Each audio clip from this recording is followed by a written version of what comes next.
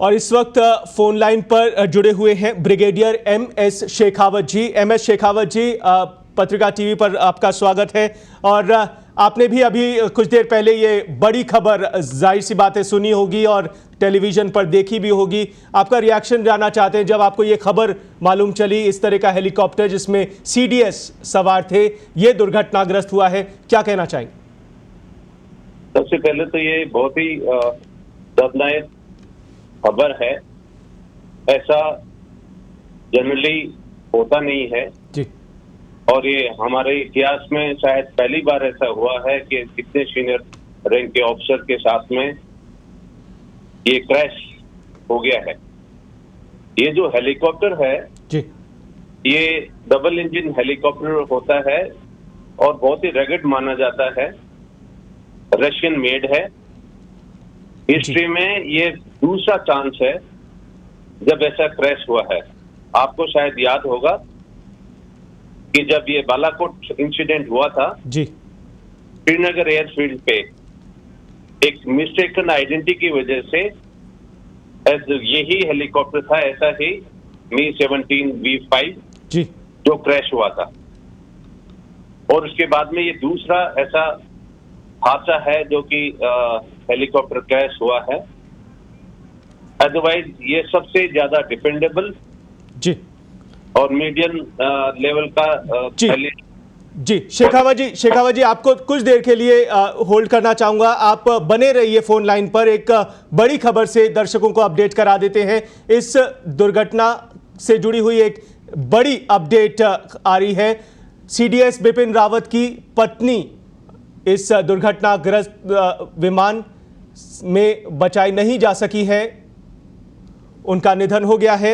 ये अपडेटेड खबर मिल रही है। शेखावत जी, ये दुखद खबर अब धीरे धीरे मिलती जा रही है। सीडीएस बिपिन रावत की पत्नी को बचाया नहीं जा सका है, ये अभी की बड़ी खबर, बड़ी अपडेटेड जानकारी मिल रही है।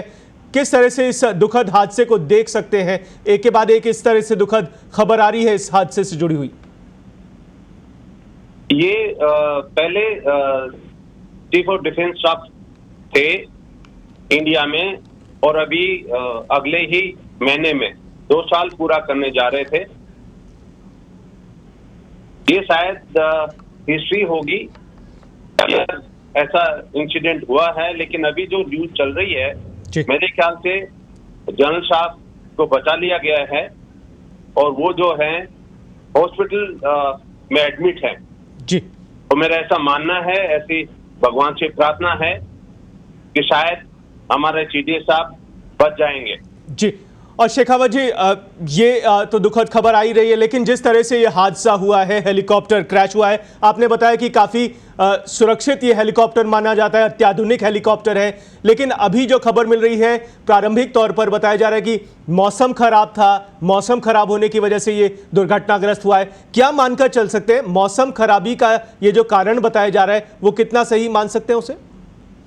हाँ बिल्कुल, मेरा ये मानना है कि 99% ये मौसम की खराबी से ही हुआ है।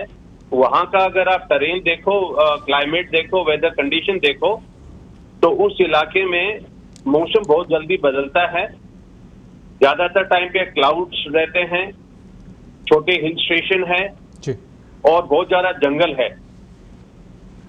तो ऐसे में मौसम की वजह से क्रैश हो सकता है, ये मेरा अपना मानना है। तो शेखावत जी, ये मान सकते हैं ये अपने आप में बड़ी चूक भी हो सकती है। जब जाहिर सी बात है उड़ान जब भरी जाती है उससे पहले अनुमान लगाया जाता है कि मौसम किस तरह का होगा आगे, लेकिन क्या मानकर चल सकते हैं मौसम खराबी के बावजूद ये हेलीकॉप्टर ने उड़ान भरी, वहां जा रहे थे और ये दुर्घटना हुई है? कोई बड़ी चूक भी हो सकती है। हालांकि इस पूरे घटनाक्रम की इंक्वायरी होगी, उसके बाद ही कुछ सामने आएगा, लेकिन क्या मान सकते हैं कोई बड़ी चूक हो सकती है?